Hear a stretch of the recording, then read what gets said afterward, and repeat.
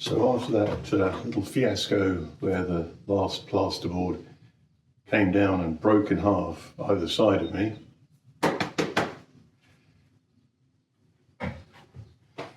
let's carry on, shall we?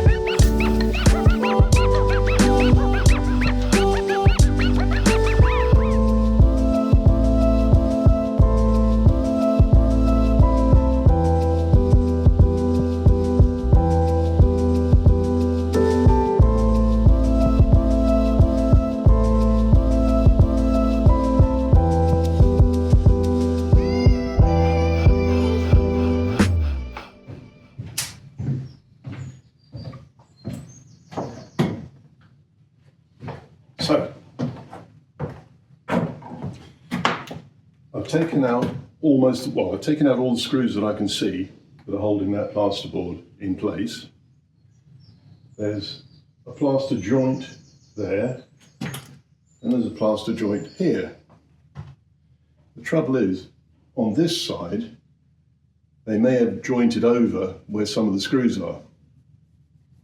So once I take those two supports out, in theory, the plasterboard should just be free to move, but I suspect there are a couple of screws hidden under the jointing compound. Now you may recognise that. It's, no, it's not what you think. It's a metal detector that detectorists who go hunting for gold and stuff and old coins, they use this to do close-up inspections in the holes to find where their finds are. Well, I bought this second-hand on eBay so that I could look for nails and stuff in pieces of wood that are given me that I want to prep for wood turning. Because the last thing you want to do is to put a piece of wood through a table saw and find a nail in the middle of it. So I'm just going to use this, and hopefully I can discover the last couple of screws that I need to remove.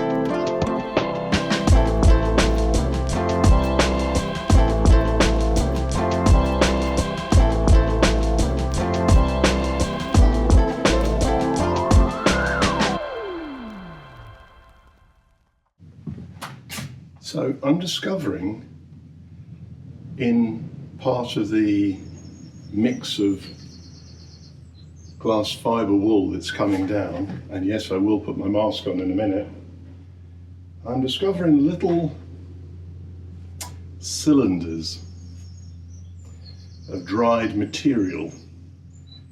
Now this is bigger than vermin poo,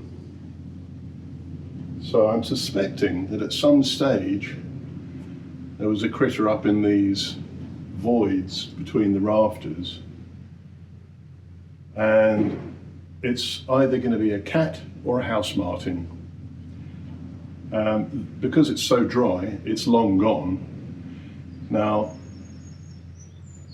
we discovered a dried up carcass in the old end of the house that looked remarkably like a cat or a house martin, more a house martin than anything else. Photo here. It's possible that that critter could be the same one who left our little deposits up this end. So anyway, I'm going to put a mask on and then get the fiberglass down from this area that I've now cleared and from on top of that beam. And I'll just go and get another one of these big bags because that one's relatively full. So the other half of this room will fill a new one up.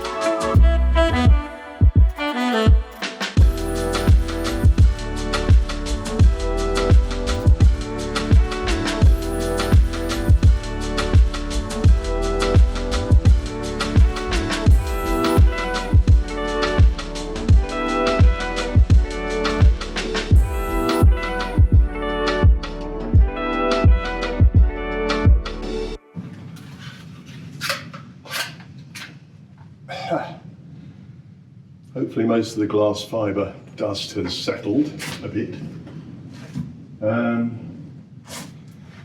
All of the screws are out of the ceiling. All of the plasterboard is down from this third and the next third. Final third over there, they put the plasterboard ceiling has got polystyrene tiles glued to the bottom of it, so you can't see where the screw holes are, the screws. So I can go with my little metal detector, but of course it is detecting within like 2 inches, 50 millimeters. So you have to be a little bit imprecise about where the screws are. But that might be better than chipping off with chipping off all of the plasterboard, all of the polystyrene tiles. We'll see. I'm going to put my mask back on, sweep up all of the glass fibre that's on the floor here. An awful lot of feathers mixed in with that glass fibre over there that the vermin have been nesting. Anyway, I'm going to sweep all of this up. There's the plywood sheets that I've just removed that have got a lot of nails in, so I'm going to take those nails out, take the nails out of these and those little bits of wood that I just took down so I don't stand on anything that hurts me. And then I will probably take a lot of the tongue and groove that formed the partition here that I carried out, that I denailed and put over there. I'm going to cart all of that downstairs and take a load of that over to our current house, because that is extremely dry, easy to burn. It makes great kindling. So I'll take them in big lengths over to our current house on the table saw, cut them into sensible sized pieces for the wood burner. Job done, all used up. So once I've tidied up here, I would say that this is like pretty much done until Joe comes over and we stand here and look around and go, let's do this, let's do that. One thing that's fairly certain, I would say, is that the ceiling is low, needs to be raised. These joists do not have anything to do with the wall plate. They go from cemented into the wall on that side to the above the beam over here. And that beam looks pretty good. So what I would suggest is putting a wall above that beam, which is basically going to be just a wood frame, but with plenty of supports in it. And that wood frame will then have these joists resting on top. So that will go up by maybe 2 feet, who knows? And at the new height, obviously we will cut off these joist ends where they go into the wall, cut them flush. And since that wall is going to have a plasterboard wall with insulation behind it, if we say that it's going to be 50, 60, 70 millimeters of insulation, then I'll put a 50, 60, 70 millimeter joist across the wall there, bolted into the stone. That joist can form the top of the plasterboard wall, so the plasterboard will be screwed into that joist, and the joist will serve the other purpose that these joists which I've cut off can then rest on top of it, so that you'll have the width of the joist, say 70 millimeters. These ceiling joists will rest onto that, so that should be a good solid support. And then at the other end they'll have this little wall thing over here on top of the beam, which we can plasterboard over on each face, and that little wall will just act as a support for the ceiling joists.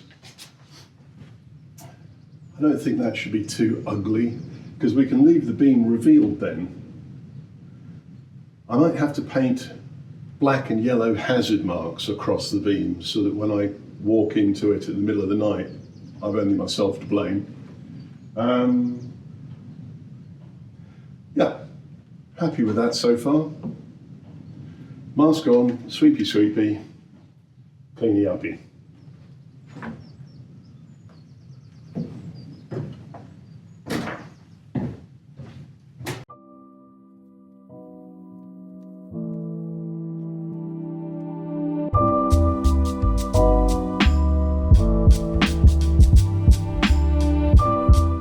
I've slowed us down to normal time because something rather unexpected is happening.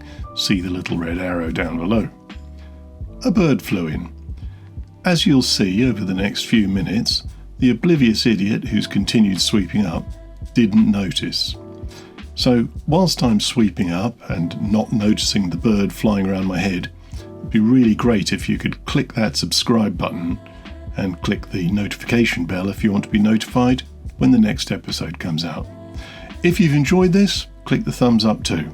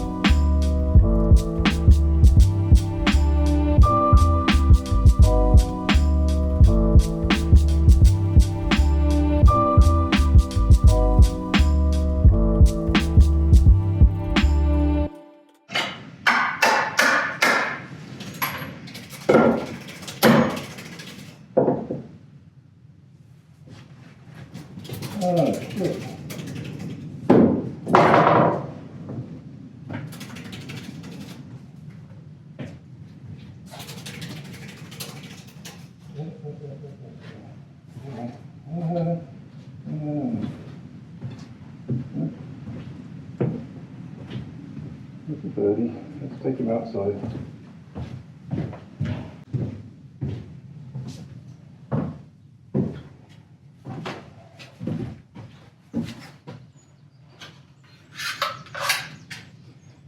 I don't know whether you heard the bird or saw the bird over there. Why didn't you tell me? I mean, I didn't hear it until the last minute. Anyway, because the front door is open and it's a nice cavernous, cool area in here, swifts or house martins come in because they want to find a new place to live. I was sitting downstairs having my lunch several days ago, and I wasn't moving very much, and a house martin zoomed in the front door, saw me, and then turned around and zoomed straight back out again. So there's plenty of them around.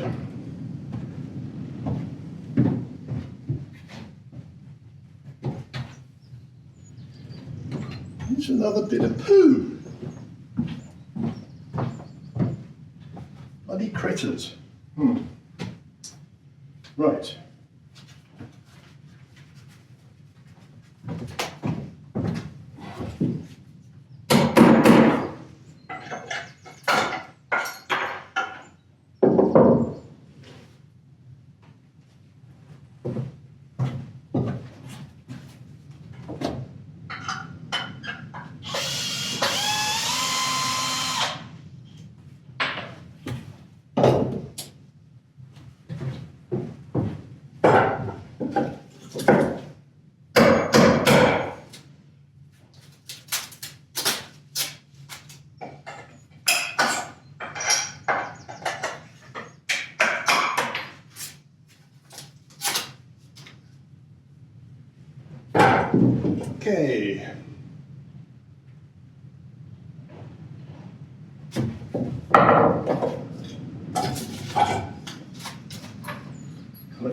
my nails.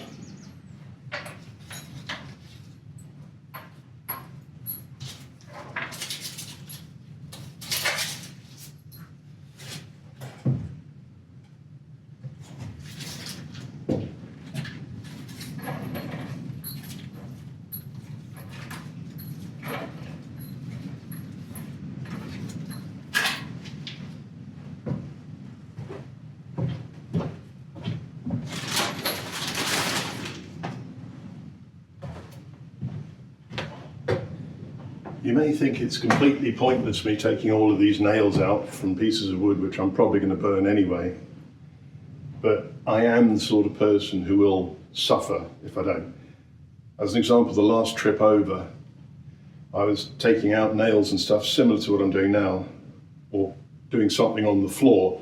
I was kneeling on the floor and my knee went straight onto a screw, a nail, whatever.